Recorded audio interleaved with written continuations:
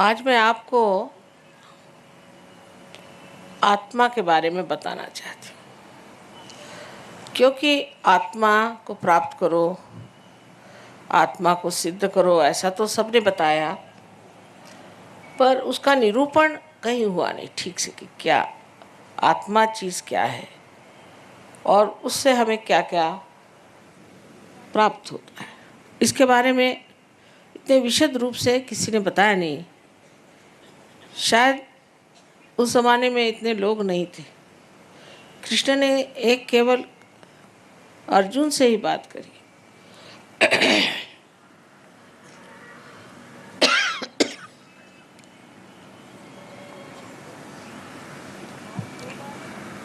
और जो बात अर्जुन से कही वो भी इस ढंग की है कि सर्वसाधारण बुद्धि का मनुष्य उसे नहीं समझ सकेगा,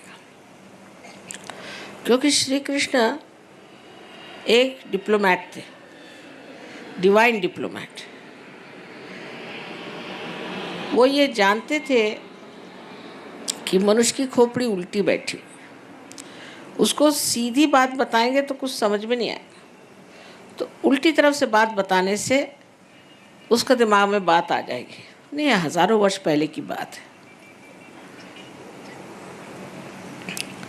तो उन्होंने 3 मार्ग बताए।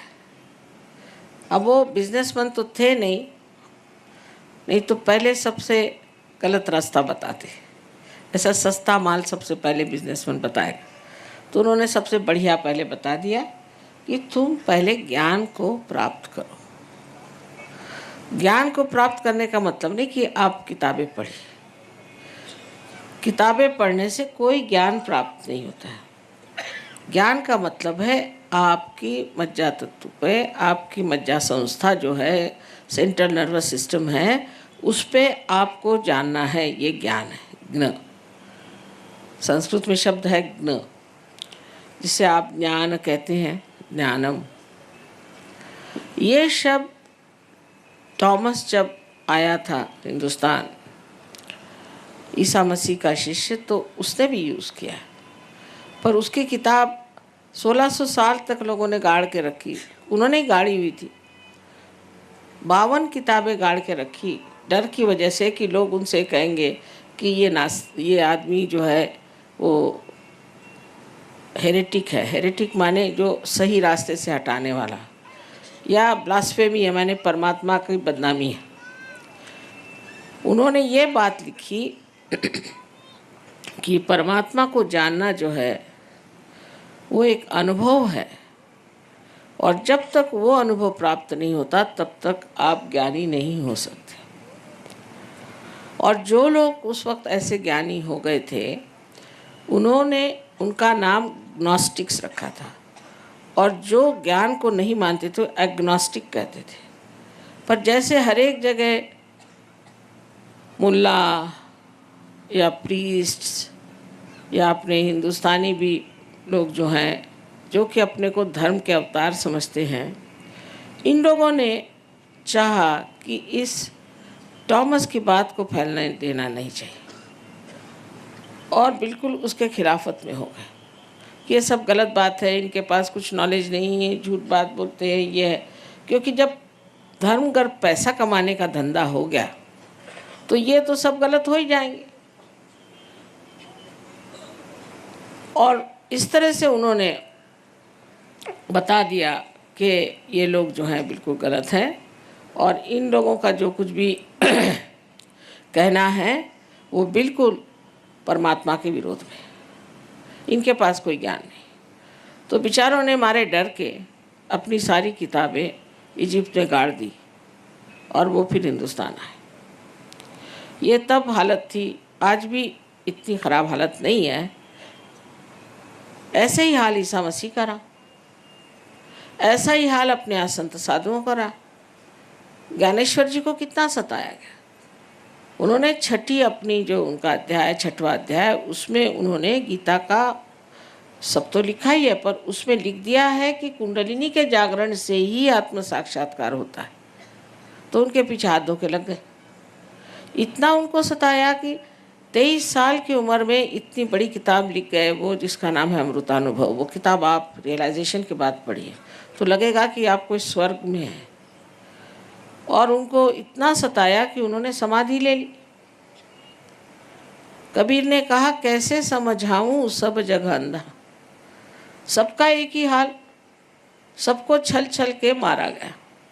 संतों का क्या हाल हुआ आप जानते ही हैं, मुझे बताने की ज़रूरत नहीं। तुकाराम का क्या हाल हुआ, और नरसिंह भगत हो गए। सब लोगों को सताने के सिवाय और लोगों ने कुछ नहीं किया। तो उनकी बात कौन सुनेगा, क्योंकि वो जो बात कह रहे थे वो सच्ची बात कह रहे थे। और जो लोग अपना पेट भरना चाहते हैं भगवान के नाम पर, उन लोगों से कौन बता सकता है। ये बड़े बड़े जो ऑर्गेनाइजेशंस बने हुए हैं, आपको पता नहीं, मुझे बताने में कोई हर्ज नहीं है कि ये जो वेटिकन बना हुआ है, इसका जो बैंक है, अपने हिंदुस्तान का पैसा पहले वहाँ जाता है और फिर स्विट्ज़रलैंड जाता है। ये क्या भगवान का काम है? इसी प्रकार यहाँ भी पैसे का परमात्मा से क्या संबंध हो सकता है? हो ही नहीं सकता। ये तो आपने बनाई हुई चीज़ है। भगवान को क्या पता पैसा क्या चीज़ होती है। इस तरह से जो ज्ञान को प्राप्त न करते हुए लोगों ने कहा, अच्छा कृष्ण ने कहा ज्ञान को प्राप्त करो तो तुम पढ़ो। वो किताबें लिख लिख के बेचेंगे, ये करेंगे, भिखारी जैसे घूमते हैं लोग और बेचते रहते, किताबें खरीदो। कबीर ने कहा, पढ़ी पढ़ी पंडित मूर्ख भाई।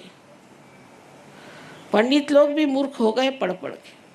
अब मुझे बचपन में लगता था ऐसे कैसे हो सकता है कि पढ़ के कैसे पंडित मूर्ख होंगे, लेकिन अब मुझे ऐसे बहुत मिले जो महामूर्ख हैं, उनसे बात ही करने में अर्थ नहीं। अब इसलिए उन्होंने जो ज्ञान की बात कही वो कही कि आपके सेंट्रल नर्वस सिस्टम में जो चीज़ प्रतीत होती है, जो जानी जाती है, उसको ज्ञान कहा गया। उसी को बोध कहा जाता है, जिससे बुद्ध का शब्द आया हुआ है। यही चीज़ विद भी है। विद से ही वेद आया, और वेद का जो पहला ही श्लोक है उसमें लिखा है कि इस सब को पढ़ने के बाद अगर आपको परमात्मा के बारे में विद नहीं हुआ तो बेकार।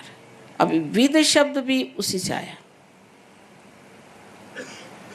लेकिन हम लोग तो सिर्फ बुद्धि के ही माध्यम से हर एक चीज़ जानना चाहते हैं। बुद्धि से परे कोई चीज़ है ये हम समझना नहीं चाहते। इसलिए कृष्ण पहले कह देगा कि तुम ज्ञान पे आओ। फिर उन्होंने दूसरी बात कही कि तुम कर्म करो, लेकिन उसमें भी फिर डिप्लोमेसी है। अगर आप सोचें तो कि जो कुछ भी कर्म करो वो परमात्मा के चरणों में डाल दो। अब एक कोई मर्डर भी करके आके कह सकता है कि भाई मैंने मर्डर किया और परमात्मा के चरणों में डाल दिया। ऐसा होता है कभी कभी, मैंने इसका मर्डर किया, मैंने उसका मर्डर किया, मैंने अब कन्फेशन दे दिया, हो गया काम खत्म। ये सब दिमागी जमा खर्च है। अगर मनुष्य अपने में ऐसा एक समाधान ले ले कि जो भी मैं करता हूँ परमात्मा के नाम पे करता हूँ, तो ऐसे आदमी को सिर्फ यही कहना चाहिए कि वो गलत फहमी में है। ये गलत धारणा दिमाग में बैठा ली है। हो ही नहीं सकता जब तक आप में मैं ये करता हूँ ये भावना है, तब तक ये चीज़ हो ही नहीं सकती। ये भावना टूटनी चाहिए, और वो सिर्फ सहयोग में पार होने के बाद होती है। कि मनुष्य बोलता कैसे है फिर कि ये हो रहा है, ये जा रहा है, कुंडलिनी चढ़ रही है। ये नहीं कहेगा मैं चढ़ा रहा हूँ, चढ़ रही है। तीसरे पुरुष में बात होती है, बोलने का ढंग ही बदल जाता है। खुद आकर मुझे बताएंगे कि माँ मेरा आज्ञा चक्र पकड़ा है, इसको साफ करना। इसका मतलब है कि मुझ में अहंकार चढ़ गया है। कोई आदमी कहेगा कि मुझ में अहंकार चढ़ गया, ऐसा है कोई आपको मिला आज तक?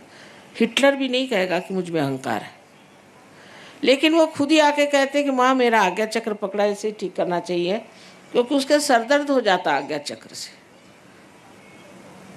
तो उसकी बातचीत ही और तरह की होती है। और वो जो भी कर्म करता है वो कभी कहता ही नहीं कि मैं कर रहा हूँ, वो कहता कि नहीं सब हो रहा है, सब घटित हो रहा है, मैं तो सिर्फ उसे साक्षी स्वरूप से देख रहा हूँ। ये कर्म की बात।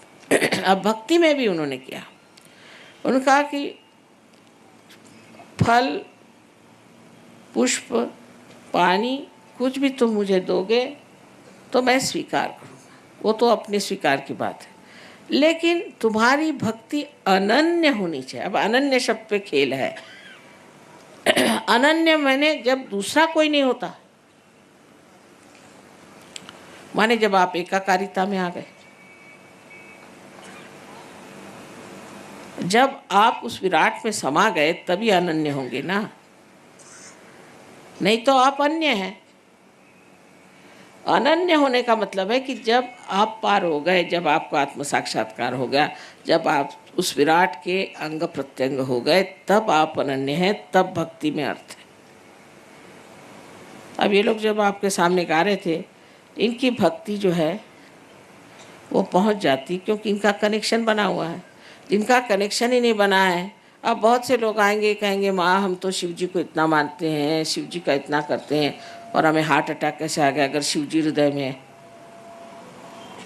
आपने तो शिव जी को सोचा कि जेब में रख लिया। अरे भाई, उनका नाम लेने से पहले आपको किसने परमिशन दी, किसने कहा कि अच्छा उनका नाम लो। एक घर किसी यहाँ के चीफ मिनिस्टर का ही नाम लेते, उसके घर पे आप जाइएगा तो पुलिस पकड़ लेगी आपको। और ये तो महादेव है, इनका नाम तुम ले रहे हो अपना, जैसे कुछ तुम्हारे जेब में बैठे कोई तुम्हारा नौकरी है, मेरा ये काम कर दे, तू ये काम कर दे, तू मेरा वो काम कर दे। तो ये भक्ति नहीं, अनन्य भक्ति। जब हम उससे योग प्राप्त कर चुके, जब हम उस महान विराट के अंग प्रत्यंग हो गए, तभी भक्ति का अर्थ लगता है, उससे पहले भक्ति का अर्थ नहीं लगता। अब उसके हिसाब से लोगों ने बनाया कि तुम भक्ति करो और पागल जैसे गाते फिरो, चिल्लाओ, गले खराब करो, कैंसर कर लो गले का, नहीं तो मंदिरों में जाओ, बल कटवाओ, फलाना करो, ठिकाना करो। उसे किसी का लाभ हुआ है क्या आज तक? हमको भी सोचना चाहिए कि ये सब चीज़ें करने से हमें कुछ लाभ हुआ है कि नहीं। और कल हमारे बच्चे खड़े होंगे कि तुम लोग पागल हो सब, ये सब करने से परमात्मा मिलने वाले। इसलिए पहले सत्य को जान लें, जिससे हमारे बच्चों को भी हम बता सकें कि सत्य ये है। और सत्य स्वरूप आत्मा है, आत्मा से ही आप सत्य को जान सकते हैं। जैसे मैंने कहा था कि एकमेव सत्य को जानने के लिए आत्मा का ही प्रकाश होना चाहिए। और आत्मा जब आपके चित्त में आ जाता है तो आपका चित्त इस कदर प्रकाशमय हो जाता है कि उस चित्त से आप जिसके बारे में भी सोचते हैं, एक कटाक्ष से भी आप दूसरों का फायदा कर सकते हैं। ऐसा चित्त होता है कि जहाँ भी आप चित्त डालें, फौरन आप जान जाइएगा कि इस व्यक्ति में क्या दोष है, इस व्यक्ति में क्या दोष है।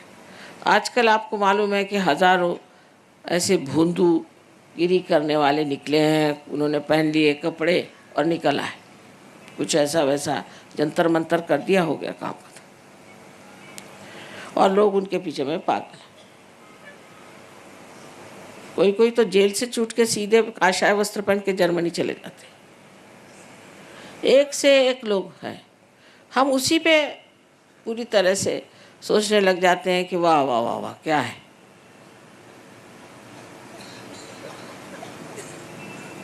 लेकिन हमारा दिमाग लगाएं इस चीज़ पर, अच्छा बुद्धि से ही सोचें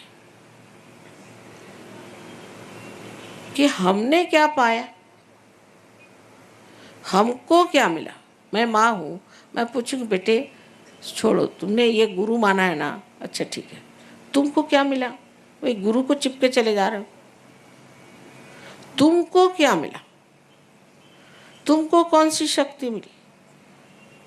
किसी भी गुरु के पास जाने से कम तुम्हारी तंदुरुस्ती तो अच्छी रहे। इधर हार्ट अटैक आ रहे हैं, आंखें अंधी हो रही, किसी को कुछ हो रहा है, ऐसे गुरु किस काम के? मैं तो माँ हूँ, मैं तो कहूँगी ऐसे गुरु छोड़ो, बेकार की चीज़।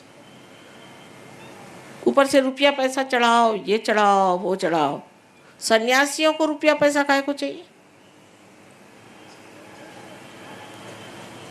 तो ये जो भ्रम हमारे दिमाग में बैठे हुए हैं, इन भ्रम को निकालने के लिए भी हमारे अंदर आत्मा की जागृति हो तो हम फौरन समझ जाएंगे कि हमारे हाथ में ही हम समझ जाएंगे।